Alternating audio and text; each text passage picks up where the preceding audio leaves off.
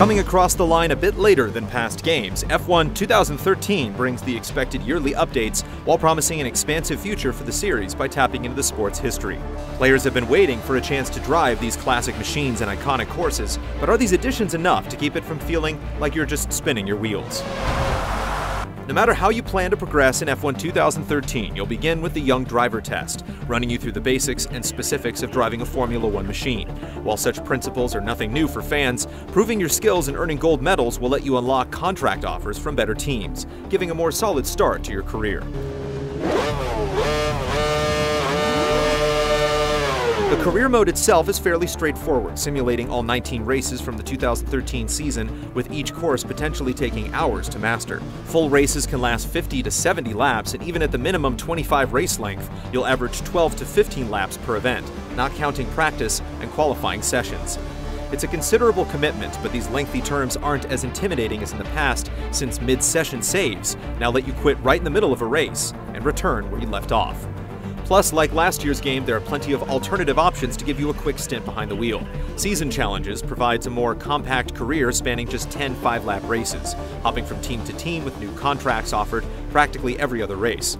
Time Attack simply lets you take to the track to best bronze, silver, and gold benchmarks, although it's a bit odd that there aren't ghosts to compete with on every course. Meanwhile, Scenario Mode replaces last year's Champion Mode, giving you 20 different challenges such as recovering after blowing a tire or getting a 10-second lead on a rival to overcome a penalty.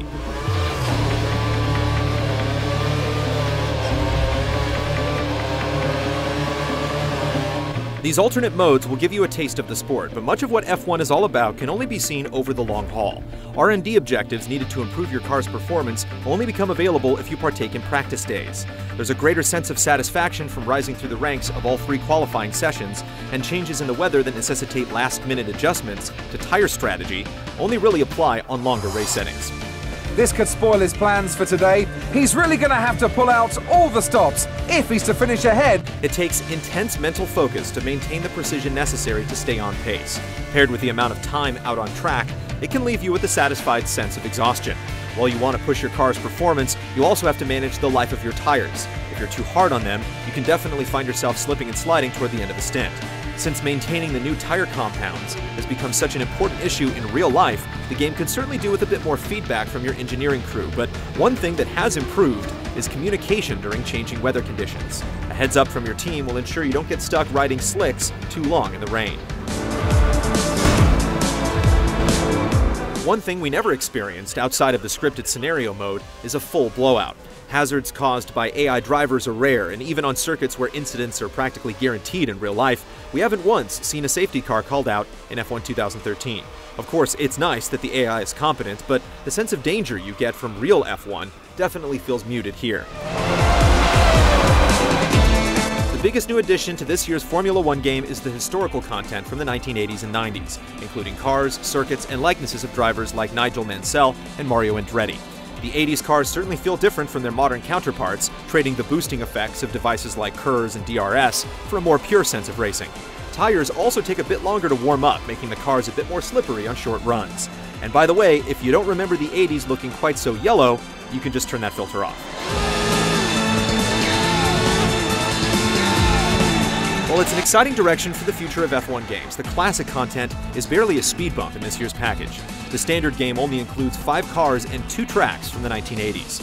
With such a limited amount of content, there's no room for a career-style experience, and there are only 3 unique challenge scenarios. The worst part is that the accompanying set of 90s content is only available if you buy the Classic Edition for $15 more, or purchase it separately as DLC, essentially cutting the amount of added historical content in half for most players.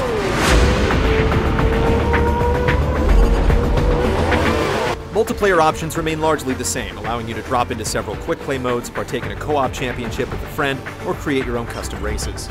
Online is where the historical content really shines, as you go head-to-head against other players, racing classic cars on modern tracks, or vice versa.